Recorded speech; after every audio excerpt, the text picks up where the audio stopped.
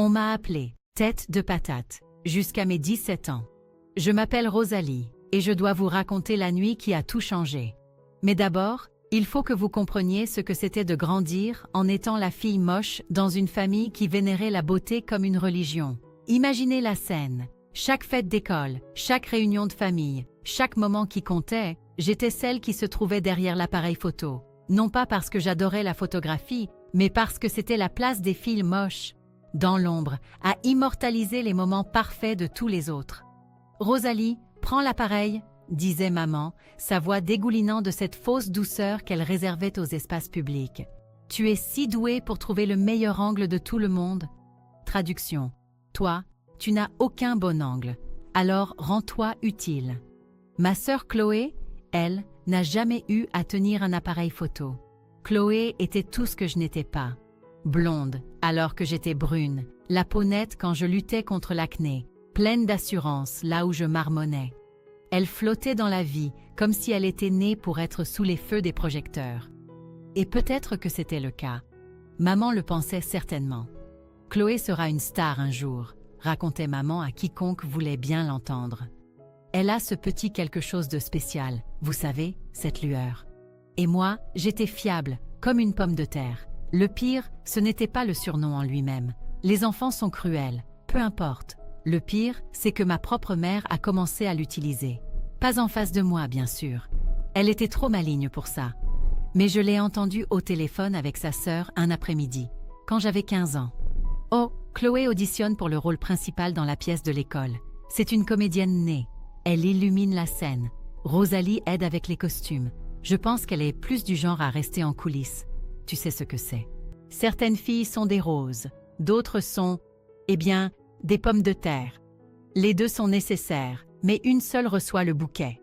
Je suis restée dans le couloir, tenant un panier de linge, sentant quelque chose de froid et de tranchant s'installer dans ma poitrine. C'est à ce moment-là que j'ai commencé à planifier ma fuite, même si je ne le savais pas encore. L'année de terminale a amené la saison du bal de promo, et avec elle, l'humiliation finale qui allait tout déclencher. « Maman, je crois que je veux aller au bal de promo », ai-je dit un soir pendant le dîner. Les mots semblaient étrangers dans ma bouche, comme si je parlais une langue que je n'avais jamais apprise. Chloé a levé les yeux de sa salade, les sourcils haussés. « Vraiment ? Quelqu'un t'a invité ? Je pensais que je pourrais y aller avec des amis. »« Chérie, » m'interrompit maman, posant sa fourchette avec ce ton doux qui précédait toujours une catastrophe. « Le bal, ça coûte cher. La robe, la coiffure, le maquillage, c'est un gros investissement pour une seule nuit. J'ai de l'argent de côté, de mon travail à la librairie. Ce n'est pas une question d'argent, ma puce. » Le sourire de maman était patient, étudié. « C'est juste que, le bal, c'est vraiment pour les filles qui vont briller. Tu sais, les filles comme Chloé. Tu serais probablement plus à l'aise en l'aidant à se préparer. Tu es si douée pour ce genre de choses. » Chloé a hoché la tête avec enthousiasme. « Oui, Rosalie, tu pourrais me maquiller. Tu es vraiment douée pour ça quand tu t'y mets. » J'ai regardé mon père, espérant un soutien, mais il était déjà plongé dans son téléphone. Il s'était désinvesti de la dynamique familiale des années auparavant, laissant maman régner sur notre petit royaume d'amour conditionnel. « J'y réfléchirai », ai-je dit doucement. Mais je n'y ai pas réfléchi. Je suis allée au centre commercial le lendemain et j'ai acheté une robe avec l'argent de la librairie. Rien d'extravagant. Une simple robe noire qui me faisait me sentir presque jolie sous les lumières de la cabine d'essayage. J'ai pris rendez-vous chez le coiffeur et je me suis même offert un maquillage professionnel. Le soir du bal, je suis descendue dans ma robe, le cœur battant d'une excitation nerveuse. Je ne serais peut-être pas la plus belle fille de la soirée, mais je me sentais bien. Je me sentais prête à être vue. Maman était en train d'ajuster le diadème de Chloé quand elle m'a aperçue. Son visage est passé par plusieurs expressions. La surprise, la confusion et finalement quelque chose qui ressemblait presque à de la pitié. « Oh, ma chérie, » dit-elle doucement. « Tu es mignonne. Mignonne. » Le mot m'a frappée comme une gifle. Chloé s'est retournée, resplendissante dans sa robe de soie bleu poudré, et sa bouche s'est ouverte en grand. « Rosalie, qu'est-ce que tu portes ?»« Ma robe de bal. »« Mais je pensais que tu allais m'aider pour les retouches sur place. »« Je peux toujours t'aider, mais j'y vais aussi. » Le silence s'est étiré entre nous comme un gouffre. Finalement, maman s'est éclairci la gorge. « Eh bien, je suppose qu'on devrait prendre des photos. » Elle a positionné Chloé devant la cheminée, ajustant sa robe, gonflant ses cheveux. « Magnifique, ma chérie. Absolument radieuse. » Puis elle m'a regardée. « Rosalie, pourquoi ne te mets-tu pas là ?» Elle a pointé un endroit légèrement derrière et à gauche de Chloé. « Parfait. » Clic, clic, clic. Plus tard dans la soirée, après le bal, après avoir dansé seule pendant que Chloé tenait salon avec les élèves populaires, après être rentrée à la maison le mascara coulé et les rêves dégonflés, j'ai trouvé maman en train de montrer les photos à notre voisine, Madame Dubois. Chloé n'est-elle pas éblouissante? Elle a vraiment l'étoffe d'une star, celle-là. Une beauté naturelle. Madame Dubois a plissé les yeux en regardant les photos. Et c'est Rosalie? Oh oui, c'est notre petite patate. Fiable, comme toujours. Mais la voix de maman a baissé jusqu'à devenir un murmure, mais j'ai entendu chaque mot depuis l'embrasure de la cuisine. Elle n'a juste pas l'étoffe d'une star, c'est une pomme de terre. Fiable, mais rien de spécial à regarder. Cette nuit-là, j'ai fait mes valises et j'ai emporté mon silence. J'en avais fini d'être la pomme de terre dans une famille de roses. Il était temps de me planter ailleurs et de voir ce que je pouvais faire pousser. 3 ans plus tard, je me retrouvais les mains jusqu'au coude dans la pâte à pain à 5 heures du matin, dans une minuscule boulangerie de Milan, parlant un italien approximatif à des clients qui me remarquaient à peine. C'est drôle, comme certaines choses ne changent jamais. Rosalie, la table 7 veut un autre cornetto, lança Marco, le propriétaire, de derrière la machine à expresso. J'ai essuyé la farine de mes mains et j'ai attrapé la viennoiserie, me faufilant entre les tables exiguës, remplies d'hommes d'affaires faisant défiler leur téléphone. Le coup de feu du matin était toujours un chaos. La vapeur de la machine à café, l'italien débité à toute vitesse, le dingue constant de la caisse. J'étais à Milan depuis 8 mois, travaillant chez Dolce Matina le jour et suivant des cours de stylisme le soir grâce à une bourse partielle. Mon italien s'améliorait. Mon compte en banque, non. Mais pour la première fois de ma vie, j'étais invisible par choix. Pas parce que quelqu'un avait décidé que je ne valais pas la peine d'être vue. Grazie, marmonna le client de la table 7 sans lever les yeux de son journal.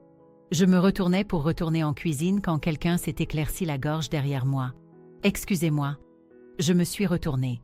Un homme d'une 30aine d'années était assis à la table du coin, un appareil photo coûteux autour du cou, me regardant avec une intensité qui me donnait la chair de poule. Super. Encore un touriste qui pensait que le personnel local faisait partie du décor. « Puis-je vous aider ?»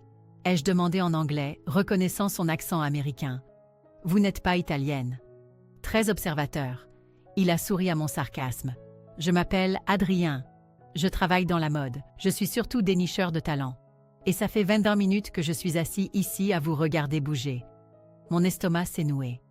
Écoutez, si c'est une sorte de... Vous avez le visage le plus intéressant que j'ai vu depuis des années. J'ai carrément ri. Bien sûr. Bonne blague. Je suis sérieux. Il a sorti son téléphone, m'a montré son Instagram. Des centaines de milliers d'abonnés, des photos de mannequins que je reconnaissais dans les magazines. C'est ce que je fais. Et vous avez quelque chose que la plupart de ces filles dépensent des milliers d'euros pour essayer d'obtenir. Qu'est-ce que c'est? L'authenticité. Il y a une tristesse dans vos yeux, comme la Joconde, mais aussi de la force. L'appareil photo vous adorerait. Je l'ai dévisagé, attendant la chute. Comme elle ne venait pas, j'ai secoué la tête. Vous vous trompez de personne. Je ne suis personne de spécial. Qui vous a dit ça? La question m'a frappé comme un coup. Je pouvais entendre la voix de maman, le rire de Chloé, des années à m'entendre dire que j'étais le personnage secondaire dans l'histoire de tout le monde. Tout le monde, ai-je dit doucement. Adrien s'est penché en avant. Eh bien, tout le monde avait tort. Marco a crié mon nom depuis la cuisine, brisant le charme. Je me suis dépêchée de partir, mais Adrien n'est pas parti. Il a commandé café sur café, me regardant travailler, griffonnant de temps en temps dans un carnet. Pendant ma pause, il s'est de nouveau approché. Je veux faire quelques essais. Rien de bizarre, juste des portraits. Voir comment vous rendez en photo. Je n'ai pas d'argent pour... Sans frais. Je pense que vous pourriez être quelqu'un de spécial, mais j'ai besoin de voir comment l'appareil vous voit. Cet après-midi-là, après mon service, je me suis retrouvée dans le studio temporaire d'Adrien. En réalité, juste un appartement loué avec un bon éclairage. Il était professionnel, respectueux, me guidant à travers les pauses pendant que son appareil cliquetait. Tournez légèrement le menton vers la gauche. Bien. Maintenant, regardez-moi comme si je venais de vous dire quelque chose qui vous surprend. Clic, clic, clic. Vous êtes une naturelle, dit-il en vérifiant les clichés sur son appareil. Regardez. Il a tourné l'écran vers moi et je me suis à peine reconnue. La fille sur la photo avait l'air mystérieuse, saisissante même. Pas jolie au sens conventionnel, mais captivante. Ce n'est pas possible que ce soit moi. C'est vous. C'est à ça que vous ressemblez vraiment quand vous n'essayez pas de disparaître. Ce soir-là, j'ai appelé ma sœur pour la première fois depuis des mois. Je ne sais pas pourquoi. Peut-être que je voulais partager cette petite étincelle d'espoir avec quelqu'un qui savait d'où je venais. « Rosalie ?» La voix de Chloé était enjouée. Et fausse. « Oh mon Dieu, où étais-tu passée ?» Maman s'est fait un sang d'encre. « Je suis à Milan. »« Milan? Comme en Italie ?»« Milan. Qu'est-ce que tu fais là-bas ?»« Je travaille. J'apprends. »« C'est tellement bizarre. Tu rentres bientôt ? Je me marie à l'automne et je veux vraiment que tu sois ma témoin. » Témoin. Traduction. J'ai besoin de quelqu'un pour s'occuper de toutes les corvées pendant que j'ai l'air parfaite. Je ne peux pas. Je suis occupée. Occupée à quoi? Ce n'est pas comme si tu faisais quelque chose d'important. Et voilà. Le mépris désinvolte, lâché avec un rire comme si c'était une blague que nous partagions toutes les deux. J'ai raccroché sans dire au revoir et j'ai bloqué son numéro. 2 semaines plus tard, Adrien a appelé avec une nouvelle qui allait tout changer. J'ai montré tes photos à des gens. Il y a de l'intérêt, un réel intérêt. Quel genre d'intérêt? La Fashion Week de Paris. Ils cherchent de nouveaux visages pour le défilé de clôture. C'est un pari risqué, mais... Mais quoi? Mais ils veulent te rencontrer. Et Rosalie? Oui? Ils veulent que tu défiles sous ton vrai nom, Rosalie Quinn. J'ai regardé mon reflet dans la vitrine de la boulangerie, la farine poudrant encore mon tablier. Et pour la première fois de ma vie, je n'ai pas détourné le regard. On commence quand? 6 mois après le début de ma carrière de mannequin, je faisais défiler mon fil Instagram quand je l'ai vu.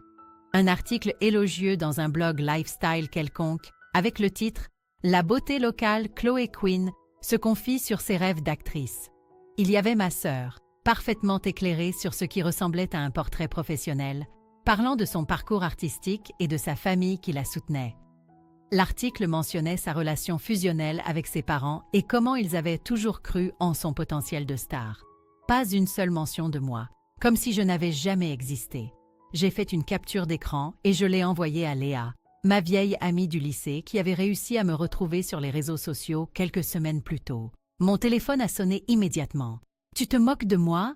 La voix de Léa était tranchante de colère. Elle se la joue célébrité, alors que le plus grand rôle qu'elle ait jamais décroché, c'était une pub pour un magasin de matelas.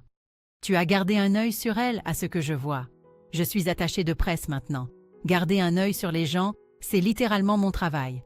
Et le niveau d'illusion de ta famille est stratosphérique. Léa avait toujours été la seule personne à voir clair dans la dynamique de ma famille. Pendant que tout le monde gobait le récit de l'enfant prodige, c'est elle qui s'asseyait avec moi à la cantine quand j'arrivais au lycée les yeux rouges d'avoir pleuré. « Tu veux savoir un truc intéressant ?» a-t-elle poursuivi. « Je surveille leurs réseaux sociaux depuis que tu es partie. Ta mère poste constamment sur Chloé. Chaque audition, chaque portrait, chaque fois qu'elle est rappelée. Mais toi, silence radio. Comme si tu t'étais volatilisé. C'est peut-être mieux comme ça. Vraiment? Parce que pendant que tu es là-bas à devenir un vrai mannequin, eux, ils continuent de jouer la comédie à la maison. » Je suis restée silencieuse un instant, fixant l'article. « Qu'est-ce que tu suggères? » Je suggère qu'il est peut-être temps qu'ils sachent ce qu'ils ont perdu. Cette conversation a planté une graine. Au cours des semaines suivantes, alors que je décrochais plus de contrats, des petits éditoriaux, une campagne pour une marque de bijoux italienne, j'ai commencé à travailler avec Léa de manière non officielle. Elle m'a aidé à naviguer sur le versant des réseaux sociaux du mannequinat, construisant ma présence de manière stratégique. La clé, m'a-t-elle expliqué lors d'un de nos appels vidéo, c'est le mystère contrôlé. Donne-leur juste assez pour être intrigués, mais pas assez pour avoir le tableau complet. J'ai posté des photos de shooting avec mon visage partiellement masqué. Une silhouette se découpant sur l'horizon de Milan, mes mains tenant une tasse de café avec seulement mes lèvres visibles. Des clichés artistiques qui montraient mon travail sans trop en révéler. Ton taux d'engagement est dingue, a dit Léa, affichant les statistiques sur son ordinateur portable. Les gens sont obsédés par l'idée de découvrir qui tu es. En bien ou en mal. Obsédé. Le meilleur genre. Tu es la fille mystère que tout le monde veut percer. Pendant ce temps, Adrien me poussait vers de plus grandes opportunités. Nous avions développé une relation de travail facile. Il était professionnel, ne dépassait jamais les bornes, mais était sincèrement investi dans ma réussite. Il y a un gala de charité la semaine prochaine, a-t-il dit autour d'un café près de son studio. Du beau monde de la mode. Tu devrais y aller. Je ne suis pas vraiment du genre à aller à des événements. C'est exactement pour ça que tu devrais y aller. L'industrie adore les énigmes, mais ils ont aussi besoin de voir que tu peux gérer le côté social. Le gala avait lieu dans un palazzo du quartier de la mode de Milan. Je portais une simple robe noire, rien de tape à l'œil, mais bien coupée. Le but était de me fondre dans la masse, d'observer, peut-être de nouer un contact ou deux. J'étais près du bar, sirotant un verre de vin et regardant l'élite de la mode italienne se faire la bise et réseauter quand quelqu'un m'a bousculé. « Désolée, vraiment désolée », a dit la femme dans un anglais accentué. Elle était magnifique, grande, les pommettes saillantes, le genre d'élégance sans effort qui criait l'argent et la bonne éducation. « Pas de problème », ai-je répondu. « Vous êtes américaine ?»« Oui, mannequin parfois. » Elle a ri. J'aime cette réponse. « Je suis Isabella, et vous êtes mystérieusement évasive. »« Rosalie. »« Ah, la fille mystère d'Instagram. » Tout le monde se demandait qui vous étiez. Avant que je puisse répondre, un photographe est apparu. « Isabella, on peut avoir une photo rapide pour la couverture de l'événement ?»« Bien sûr. »« Rosalie, joignez-vous à moi. » J'ai commencé à refuser, mais Isabella a passé son bras sous le mien. « Allez, une photo ne va pas vous tuer. » Le photographe a pris quelques clichés de nous en train de rire. Isabella venait de me chuchoter quelque chose de drôle sur l'homme aux nœuds papillons ridicules derrière nous. Pendant un instant, j'ai oublié d'être sur mes gardes. J'ai juste souri. Cette photo est devenue virale du jour au lendemain. Pas à cause d'Isabella, bien qu'elle soit bien connue dans les cercles de la mode. Elle est devenue virale à cause de moi, plus précisément parce que quelqu'un a zoomé sur mon poignet et a repéré le petit tatouage que je m'étais fait faire à Milan. Une minuscule pomme de terre, un simple dessin au trait, à peine visible, à moins de le chercher. Internet s'est déchaîné en essayant de le décoder.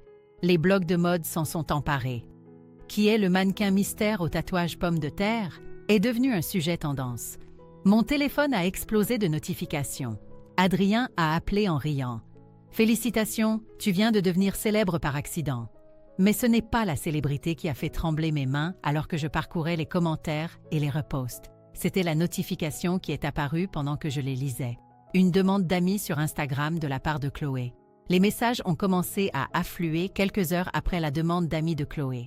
D'abord, un SMS de maman. « Ma chérie, nous avons vu des photos en ligne. C'est vraiment toi? Appelle-moi. » Puis Chloé, se glissant dans mes messages privés comme si nous discutions tous les jours. « Oh my God, Rosalie, je n'arrive pas à croire que ma petite sœur est mannequin maintenant. Tellement fière de toi. Il faut qu'on se rattrape vite. » J'ai tout capturé et envoyé à Léa. « Ils t'ont trouvé », m'a-t-elle répondu immédiatement par texto. « C'est quoi le plan? » Les ignorer. Ou « Écoute-moi bien, on pourrait s'amuser un peu avec ça. » Mon téléphone a sonné avant que je puisse répondre. « Pense-y », a dit Léa sans préambule. « Ils ont passé des années à te faire sentir invisible. Maintenant, tu attires une attention dont ils ne pourraient jamais rêver, et soudain, ils veulent faire partie de ton histoire. Qu'est-ce que tu suggères? Documente tout. Chaque message faussement gentil. Chaque tentative de profiter de ta notoriété. Crois-moi, ce n'est que le début. » Elle avait raison. Au cours des jours suivants, les messages se sont multipliés. « Maman, nous avons toujours su que tu avais du potentiel, ma puce. Tu te souviens quand je disais que tu avais des traits intéressants? Je suis si contente que tu aies enfin trouvé ta confiance en toi. Chloé, j'ai parlé à tout le monde de ma sœur mannequin. On pourrait peut-être faire une séance photo ensemble? amour fraternel. Même mon père est sorti de son silence habituel. J'ai vu l'article sur toi dans ce magazine de mode. Bien joué, ma grande. Quel article? J'ai cherché mon nom sur Google et je l'ai trouvé. Un petit papier dans Vogue Italia sur les nouveaux visages à suivre. Ils avaient utilisé la photo du gala et mentionné ma présence énigmatique et ma beauté non conventionnelle. J'étais en train de le lire quand Adrien a appelé. Il faut qu'on parle. Tu peux venir au studio? 20 minutes plus tard, j'étais assise en face de lui dans son espace de travail encombré, le regardant faire les 100 pas. L'opportunité de la Fashion Week de Paris est réelle, a-t-il dit. Mais il y a une complication. Quel genre de complication? Quelqu'un a fouillé dans ton passé, posé des questions sur ta famille, ton histoire. Mon estomac s'est noué. Qui? Je ne sais pas encore, mais qui que ce soit, cette personne a des relations. Ils ont contacté des gens chez toi pour essayer d'obtenir des informations sur toi. Quel genre d'informations? Le genre qui pourrait être transformé en histoire. Le récit du vilain petit canard, le drame familial, tout ce qui fait vendre les magazines. J'ai pensé aux messages de maman et de Chloé. Leur soudain intérêt à renouer le contact. Tu penses que c'est eux? Je ne sais pas, mais nous devons être préparés. Ce soir-là, je rentrais à mon appartement quand mon téléphone a vibré. Un appel d'un numéro inconnu. « Allô Rosalie, c'est Isaac, Isaac Moreau. Je suis un créateur qui travaille sur le défilé de Paris. J'avais entendu parler de lui. Jeune, talentueux, connu pour ses présentations spectaculaires qui faisaient les gros titres. Comment avez-vous eu ce numéro? Adrien me l'a donné. Nous devons nous voir ce soir, si possible. Pourquoi? Parce que quelqu'un essaie de saboter tes débuts, et je crois savoir qui c'est. 1 heure plus tard, j'étais assise dans un bar à vin près des Navigli, en face d'un homme aux traits vifs et aux yeux sombres et intenses. « On se joue de toi », a dit Isaac sans préambule. Toute cette histoire de passé mystérieux, quelqu'un a fourni des informations à la presse, mais pas le genre d'informations qui te mettent en valeur. Qu'est-ce que vous voulez dire? Je veux dire qu'une histoire circule sur la pauvre fille américaine, avec une situation familiale tragique qui utilise le mannequinat pour se venger de sa magnifique sœur. Les mots m'ont glacé. Ce n'est pas... Je sais que ce n'est pas vrai. Mais la vérité n'a pas d'importance, si l'histoire est assez convaincante. Qui ferait ça? Isaac s'est penché en avant. Quelqu'un qui a intérêt à ce que tu paraisses instable ou vindicative. Quelqu'un qui veut que tu échoues. Mon téléphone a vibré. Un autre message de Chloé. J'ai vu l'article de Vogue. Je suis si heureuse pour toi. Je pourrais peut-être venir à Milan bientôt. J'ai toujours voulu voir l'Italie. On pourrait en faire un voyage entre sœurs. J'ai montré le message à Isaac. Il l'a lu et a secoué la tête. Classique. Planter la graine que tu es en froid avec ta famille aimante. Puis débarquer publiquement pour vous réconcilier juste au moment où tu attires l'attention. Mais comment saurait-elle même faire ça? Elle n'a pas besoin d'être le cerveau. Quelqu'un pourrait la coacher, l'utiliser. J'ai fait défiler les autres messages, les voyant avec un regard neuf. Le timing, le langage, le changement soudain, passant d'années de silence à un soutien écrasant. Qu'est-ce que je dois faire? Isaac a souri, et ce n'était pas entièrement agréable. Tu les bats à leur propre jeu. Comment? En contrôlant le récit. Vous voulez savoir quelque chose sur moi, Rosalie? Je ne suis pas arrivée là où je suis en jouant gentiment. J'y suis arrivée en étant plus malin que les gens qui essayèrent de me démolir. Il a sorti son téléphone et m'a montré une photo. Chloé, à un événement local, l'air un peu désespéré dans une robe mal ajustée. Ta sœur essaie de décrocher des contrats de mannequinat depuis que ton histoire a éclaté. Elle a posté ça hier avec la légende. Sur les traces de ma sœur. Elle a 12 j'aime. Le contraste était saisissant. Pendant que j'étais présentée dans de vraies publications de mode, Chloé posait à ce qui ressemblait à l'inauguration d'un centre commercial. La beauté de la vengeance, a poursuivi Isaac, c'est que parfois, on n'a rien à faire. Parfois, les gens se détruisent d'eux-mêmes en essayant de rivaliser avec vous. Mon téléphone a de nouveau vibré. Cette fois, c'était maman. Chloé m'a montré ses nouveaux portraits. Vous êtes si belles toutes les deux. Peut-être que tu pourrais glisser un mot pour elle auprès de tes contacts. J'ai levé les yeux vers Isaac. Quand vous avez dit les battre à leur propre jeu, je voulais dire, donne-leur exactement ce qu'ils veulent. Laisse-les croire qu'ils sont en train de gagner. Et puis son sourire s'est élargi. Ensuite, nous leur montrerons ce que signifie vraiment perdre. L'appel est arrivé à 6 heures du matin, me tirant brusquement de mon sommeil dans mon appartement milanais. « Rosalie, nous avons un problème. » La voix d'Adrien était tendue par le stress. « Quel genre de problème? Vérifie ton téléphone, maintenant. » J'ai attrapé mon ordinateur portable en tâtonnant, encore à moitié endormi. Le premier titre m'a glacé le sang. Le sombre passé du mannequin mystère. Des sources familiales révèlent des années de comportements troublants. L'article provenait d'un grand blog de potins sur la mode, truffé de citations de sources familiales anonymes, me décrivant comme ayant toujours été jalouse du succès de sa sœur et désespérée d'attirer l'attention depuis l'enfance. Mais le pire, c'était la photo. Moi, à 17 ans, le visage couvert de cicatrices d'acné et l'air gauche, recadré d'une de ces photos de famille où j'avais été reléguée à l'arrière-plan. Mon téléphone explosait de notifications, appels manqués d'Adrien, d'Isaac et même de numéros que je ne reconnaissais pas. « Qui a fait ça ?» ai-je demandé quand Adrien a décroché. « On essaie de le découvrir, mais Rosalie, il y a plus. »« Plus ?» Evelyne Martel veut te voir aujourd'hui. C'est la directrice des relations publiques de la maison de couture qui organise le défilé de Paris. 2 heures plus tard, j'étais assise dans une salle de conférence stérile, en face d'une femme qui semblait pouvoir couper du verre avec ses pommettes. Evelyne Martel était une légende dans la mode, le genre de personne qui pouvait faire ou défaire des carrières d'un seul coup de fil. « Mademoiselle Queen », commença-t-elle sans lever les yeux de sa tablette. « C'est fâcheux. L'article est plein de mensonges.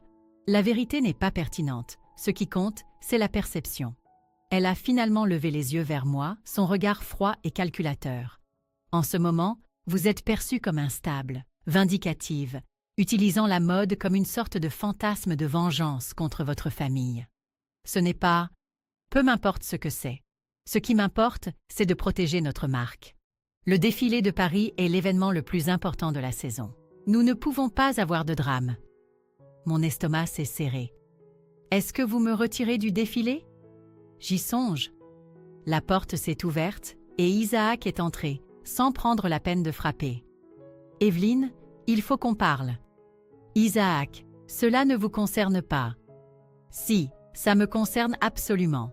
Elle porte ma création pour le final. Si vous la retirez, vous retirez ma pièce. » L'expression d'Evelyne n'a pas changé. J'ai remarqué un léger resserrement autour de ses yeux. « Votre création peut être portée par quelqu'un d'autre. » « Non, elle ne peut pas. Je l'ai conçue spécifiquement pour Rosalie, pour son histoire, son look, son énergie. Vous voulez parler de protection de la marque? Cette fille est sur le point de devenir le mannequin le plus en vue d'Europe.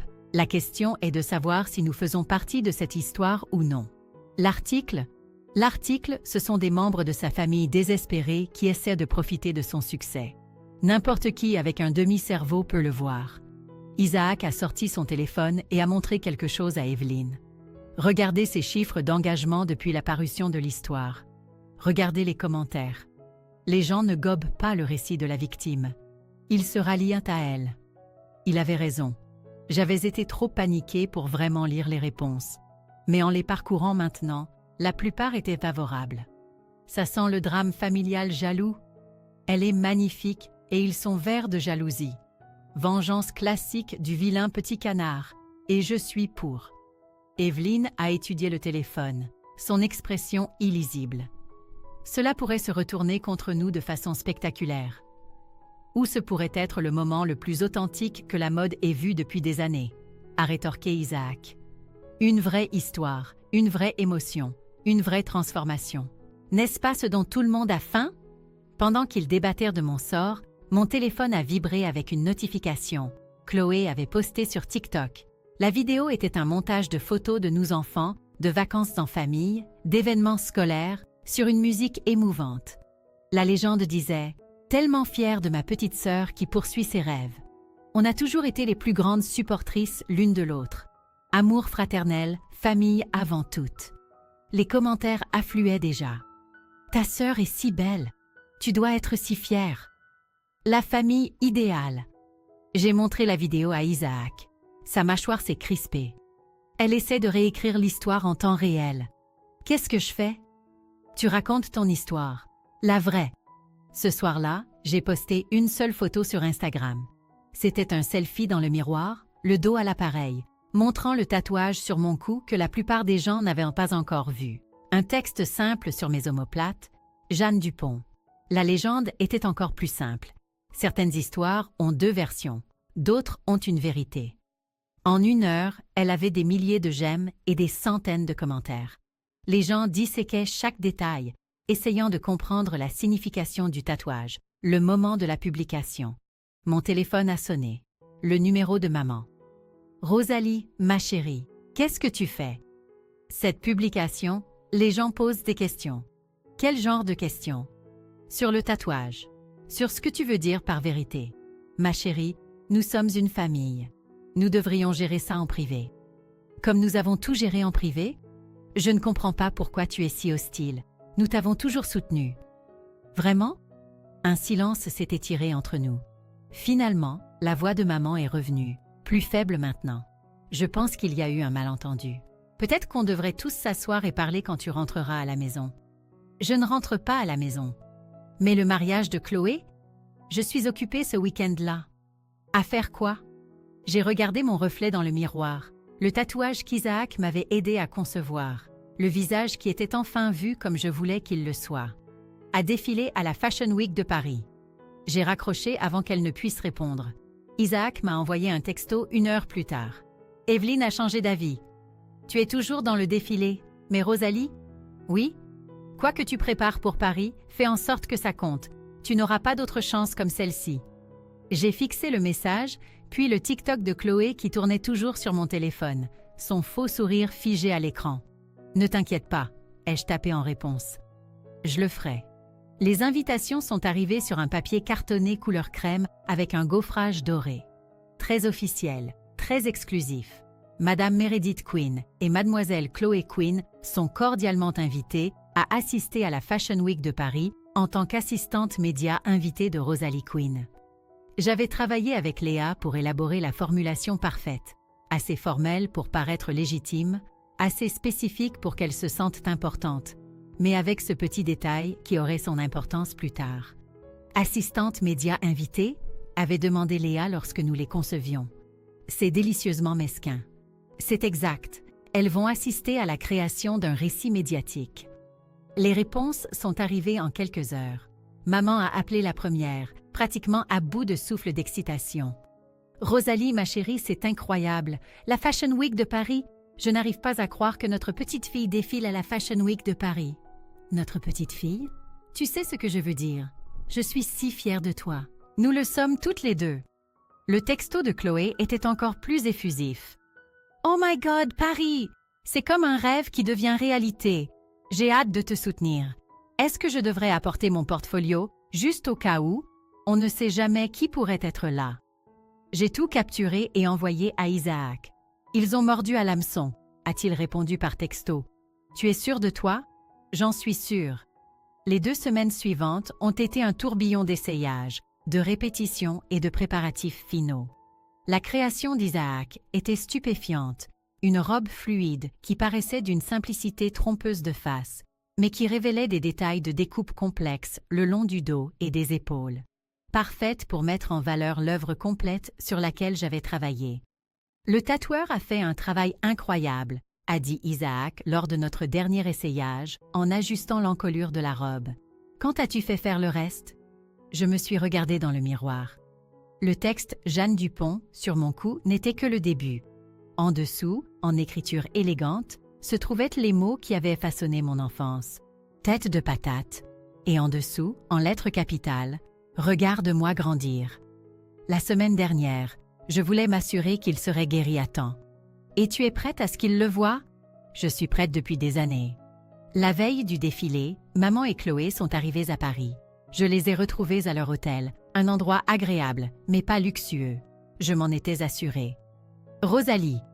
Chloé s'est précipitée vers moi dans un nuage de parfums chers et de contrefaçons de créateurs. Tu es magnifique. Paris te va bien. Maman était plus réservée, étudiant mon visage comme si elle me voyait pour la première fois. Tu as l'air différente. J'ai l'air de moi-même. Bien sûr, ma chérie, tu es magnifique. Tu l'as toujours été. C'est juste que, peut-être que nous ne savions pas comment le faire ressortir. La réécriture de l'histoire se produisait en temps réel. exactement comme Isaac l'avait prédit. Alors, quel est le programme pour demain? A demandé Chloé, s'installant au bar de l'hôtel comme si elle était chez elle. Serons-nous au premier rang? J'ai apporté ma plus belle robe et je me suis entraînée à poser au cas où les photographes voudraient des photos de nous ensemble. Vous serez dans la section des médias, avec une bonne vue sur le podium. La section des médias, c'est ce que disait votre invitation. Assistante média invitée. Maman a froncé les sourcils. Qu'est-ce que ça veut dire exactement? Ça veut dire que vous ferez partie de l'histoire. Ne vous inquiétez pas, vous comprendrez demain. Ce soir-là, j'ai dîné avec Adrien et Isaac dans un bistrot tranquille près du lieu du défilé. Dernière chance de faire marche arrière, a dit Adrien en coupant son steak. Une fois que tu auras foulé ce podium demain, il n'y aura pas de retour en arrière. Tant mieux. Isaac a levé son verre de vin. À Rosalie, qui est sur le point de donner à la Fashion Week de Paris quelque chose qu'ils n'oublieront jamais. « Qu'est-ce que tu prévois exactement ?» a demandé Adrien. « Tu as été très secrète sur les détails. » J'ai sorti mon téléphone et je leur ai montré la présentation sur laquelle Isaac et moi avions travaillé. Le podium aurait des écrans de chaque côté, et pendant que je marcherais, ils afficheraient un diaporama soigneusement sélectionné. Adrien a fait défiler les images. Des photos d'enfance où j'étais coupée ou reléguée à l'arrière-plan. Des captures d'écran des commentaires cruels. La photo du bal de promo où je me tenais derrière Chloé comme une ombre. Mon Dieu, Rosalie. L'image finale, a ajouté Isaac, sera un écran partagé. Rosalie avant et Rosalie maintenant. Et ta famille regardera ça? Ils en feront partie. Les caméras capteront leurs réactions. Leurs visages feront partie de l'histoire. Adrien a posé son téléphone. Ce n'est plus du mannequinat. C'est de l'art performance. C'est la justice, ai-je corrigé. Le lendemain matin, je me suis réveillée avec un texto de Chloé. Tellement excitée pour aujourd'hui. J'espère que certains des autres créateurs me remarqueront. Peut-être que ce sera ma grande chance à moi aussi. Et un de maman. Nous sommes si fiers d'être là pour te soutenir, ma chérie. C'est un rêve qui se réalise pour toute notre famille. Je me suis habillée lentement, méthodiquement. La robe tombait parfaitement. Les tatouages étaient guéris et ressortaient audacieusement sur ma peau. Dans le miroir, je ressemblais à quelqu'un que j'avais toujours voulu être. Forte, saisissante, sans excuse. Mon téléphone a vibré avec un message vocal de maman. « Ma chérie, on vient d'arriver sur les lieux et il y a tellement de caméras. C'est incroyable. On a hâte de te voir briller, ma puce. On t'aime tellement. » J'ai sauvegardé le message. Une preuve de la rapidité avec laquelle l'amour pouvait apparaître quand il y avait des caméras. Isaac a frappé à la porte de ma loge. « C'est l'heure. Comment suis-je » Il a souri. Et pour la première fois depuis que je le connaissais, c'était un sourire complètement sincère, comme quelqu'un qui est sur le point de tout changer. Je pouvais entendre la musique commencer, la foule s'installer dans leur siège. Quelque part là-dehors, maman et Chloé étaient probablement en train d'ajuster leurs cheveux et de répéter leurs expressions de membres de la famille fiers. Elles n'avaient aucune idée de ce qui les attendait.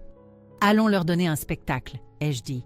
La musique pulsait dans la salle comme un battement de cœur. Les coulisses étaient un chaos contrôlé.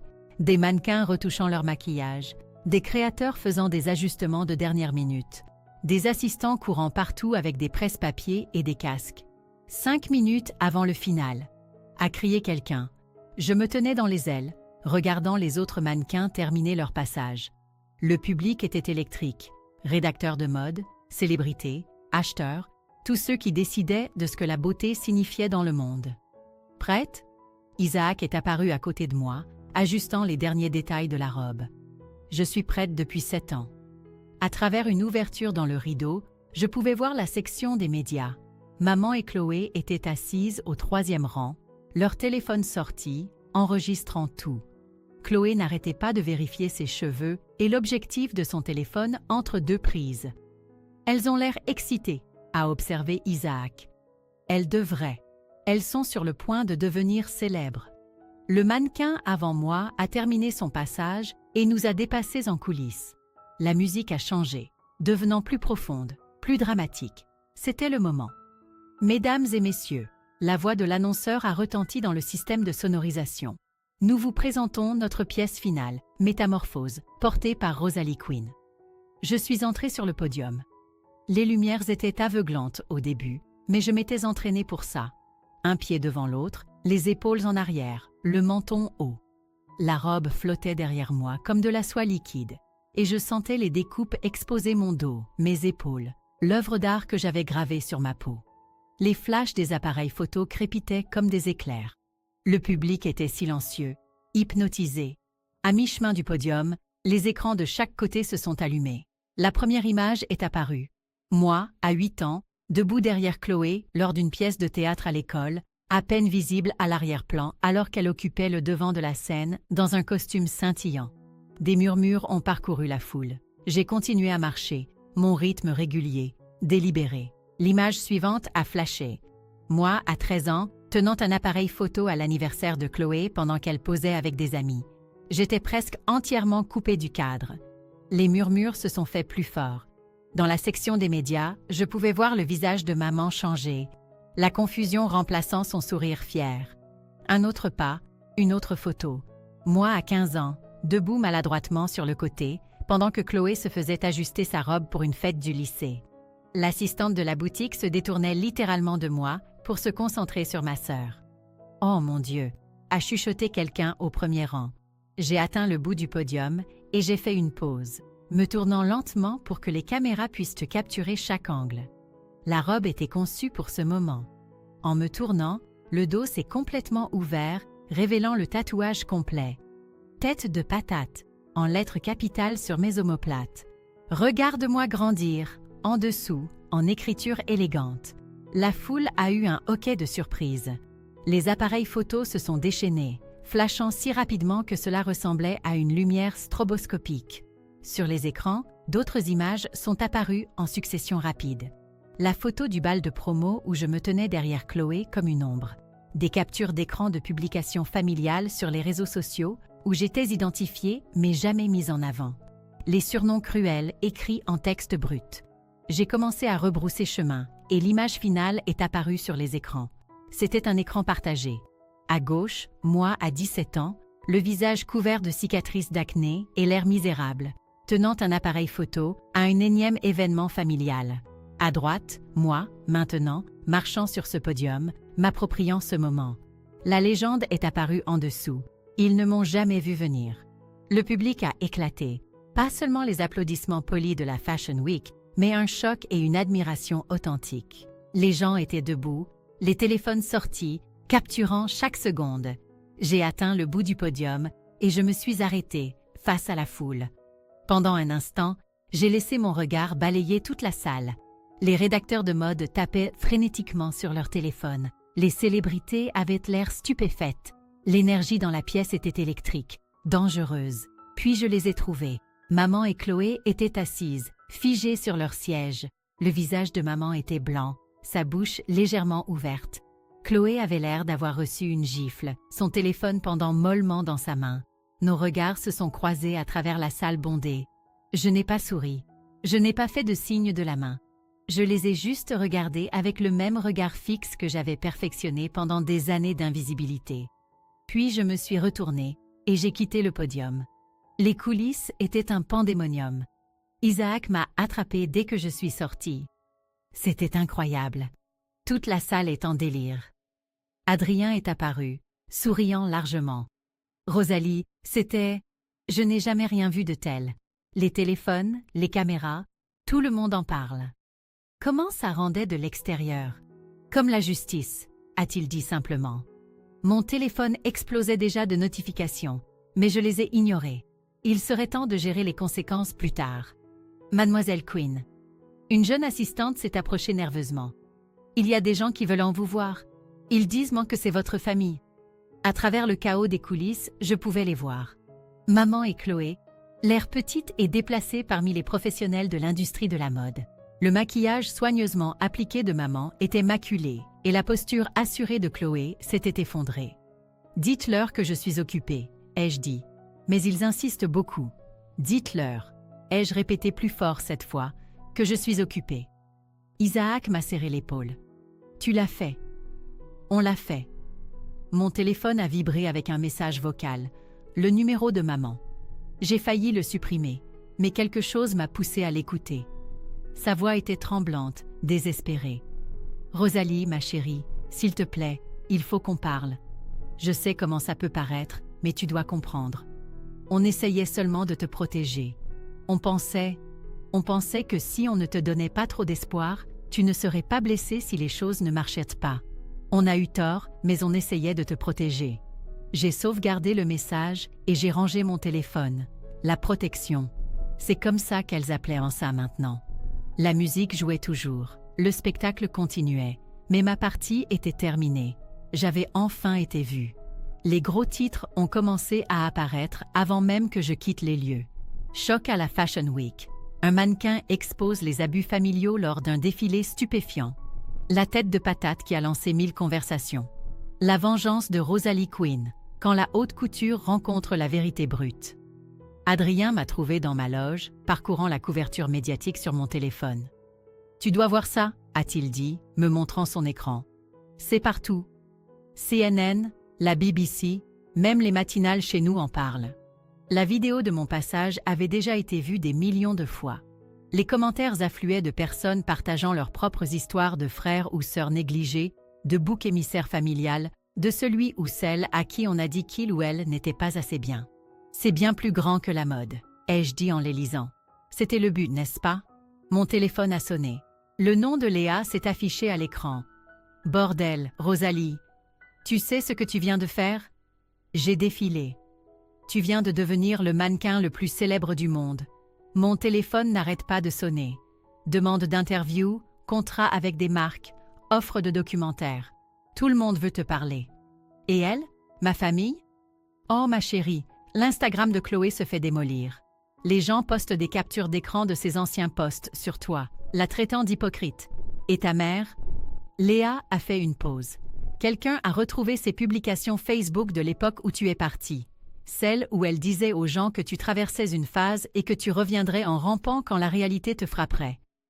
Je n'étais pas surprise, mais l'entendre le confirmer me piquait encore. Il y a plus, a poursuivi Léa. Chloé a perdu son contrat pour la pub de matelas. L'entreprise a dit qu'elle ne voulait pas être associée à des abus familiaux. Et ce mariage qu'elle préparait, apparemment, son fiancé a des doutes sur l'idée d'épouser quelqu'un venant de ce genre de famille. Je n'ai jamais voulu détruire sa vie. Tu n'as rien détruit, Rosalie. Tu as juste allumé la lumière. Ce soir-là, j'ai marché seule dans Paris, ayant besoin d'espace pour tout digérer. La ville était magnifique la nuit, toute de lumière dorée et de pierres anciennes.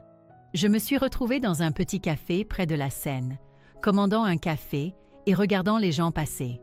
La plupart ne me reconnaissaient pas. Le maquillage spectaculaire du défilé avait disparu, remplacé par mon visage naturel.